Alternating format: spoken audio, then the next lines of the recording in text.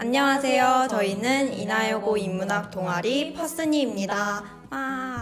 저희가 고른 책은 소년아 나를 꺼내줘 라는 책인데요. 먼저 표지가 너무 예쁘지 않나요? 표지도 예쁘고 제목도 좀 눈에 띄어서 선정하게 되었습니다. 소년아 나를 꺼내줘. 이 책은 김진나 작가님이 쓰신 책인데요.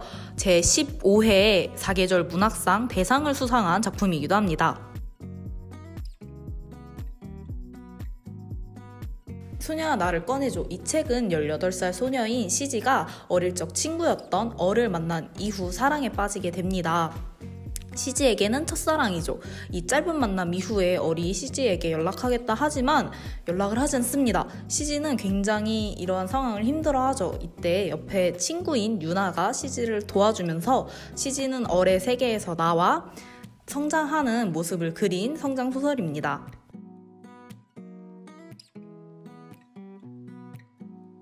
우선 등장인물은 주인공인 시지, 얼, 그리고 시지의 친구인 유나가 등장합니다. 시지는 18살 평범한 고등학생이고 작중에서 굉장히 열렬한 첫사랑을 하고 있죠. 바로 얼을 사랑하고 있습니다.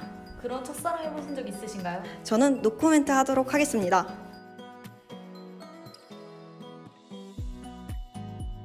그리고 이 친구는 무려 3시간 만에 시지를 사랑에 빠지게 한 마성의 남자인데요. 작중에서 많이 등장하지는 않지만 시지의 상상 속에서 주로 등장합니다. 이 얼이라는 캐릭터는 시지에게 첫사랑인 동시에 고난과 시련을 주는 존재이기도 하죠. 연락을 한다 해놓고 안 하고, 오겠다 해놓고 안 오고 시지의 마음을 들었다 놨다 하는 친구입니다. 그런 남자 좋으신가요? 저는 별로인 것 같아요. 근데 막 잘생겼다면? 고민 좀 해보도록 하겠습니다. 유나는 뭐랄까 굉장히 멋진 친구의 정석 같은 모습을 보여줍니다. 시지의 친구인데 시지가 첫사랑으로 힘들어할 때마다 옆에서 같이 응원해주고 도와주고 욕해주기도 하는 굉장히 멋진 조력자의 모습으로 등장합니다.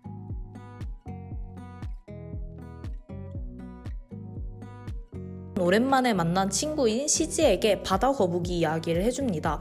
새끼 거북이는 알을 깨고 나오기 위해 카번클이라는 임시 치아가 생기고 알을 깨고 나온 새끼 거북이는 엄마 거북이가 다져놓은 모래더미를 열심히 뚫고 바다까지 가야 합니다. 하지만 이 바다에 도착해서도 새끼 거북이는 등딱지와 배딱지를 단단하게 만들기 위해서 바다 가장 밑까지 내려가게 되죠.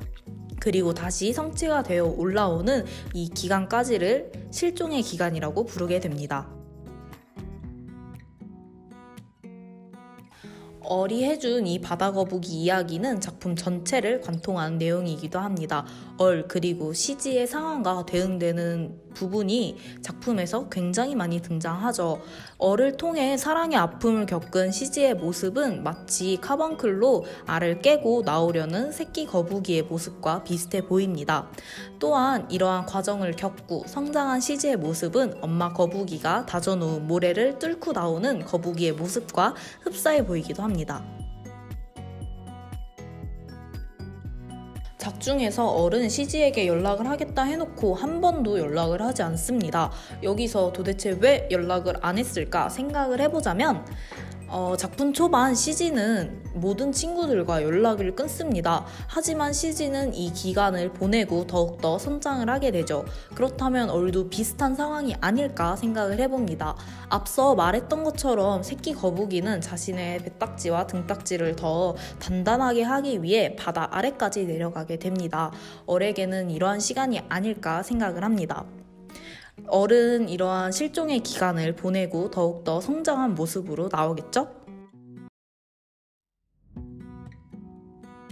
시지가 급식실에 거울을 보다가 얼의 학교 급식실에 가는 장면이 있어요. 이 얼을 만나기 전에 2명의 친구를 만나게 되는데요.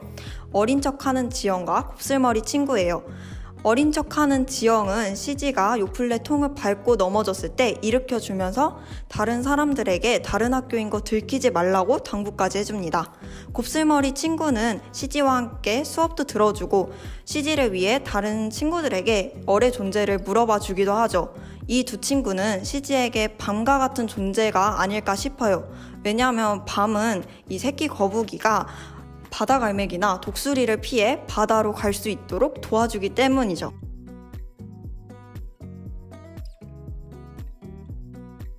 얼이 험난한 계단을 계속해서 내려가고 CG의 부름에도 응답하지 않아요. CG는 결국 얼을 놓치게 되죠. 얼은 아마도 새끼 거북이가 바다 거북이 되기 위해 1년의 실종 기간을 거치는 것처럼 일종의 성장을 하고 있었던 것 같아요. 또한 CG의 부름에도 얼이 응답하지 않았던 건 CG의 마음이 얼에게 닿지 않았던 거 아닐까요? CG는 발꿈치가 투명해지는 감각을 느끼게 됩니다. 바다 거북이는 카본크를 통해서 세상을 처음 느끼는 거라면 CG는 이 발이 첫사랑을 경험하는 데 중요한 기간이 되는 거죠. CG는 사랑을 하면 발꿈치가 투명해진대 라는 혼잣말을 하기도 합니다. 얼의 부재를 견디는 동안 막막한 슬픔이 발목까지 찰랑찰랑 차오르는 것을 느끼며 얼에 대한 사랑이 점점 커지게 되죠. 얼에 대한 사랑이 너무 커져서 연락을 하지 않는 얼에 대한 야속함이 발뿐만 아니라 몸 전체가 투명해져 얼을 찾아간 것 같습니다. CG가 짝사랑으로 힘들어하고 있을 때 주변에서 굉장히 많은 도움을 줍니다. 특히 유나는 CG가 얼 때문에 힘들어하고 있다는 것을 눈치채고 CG 동네의 일몰 시간을 직접 알아봐 해가 지는 모습을 보여주기도 하죠.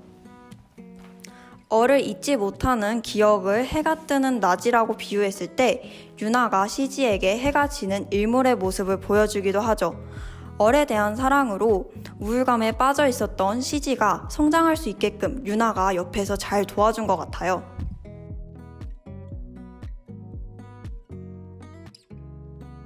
유나가 CG를 데리고 점집에 가는 내용이 나옵니다. 여기서 점쟁이 할머니는 CG에게 네가 매달리네, 그치? 두고 봐와 같은 말을 하죠. 저는 이 말이 CG가 곧 얼에 대한 마음을 접고 성장을 하는 내용이라고 생각을 했어요. 저는 다르게 생각을 해봤는데요. 얼이 연락을 하지 않는 일정 기간이 지나고 나면은 다시 CG에게 연락을 할 거라고 생각을 했습니다. 뒷이야기는 여러분들의 상상에 맡기도록 하겠습니다.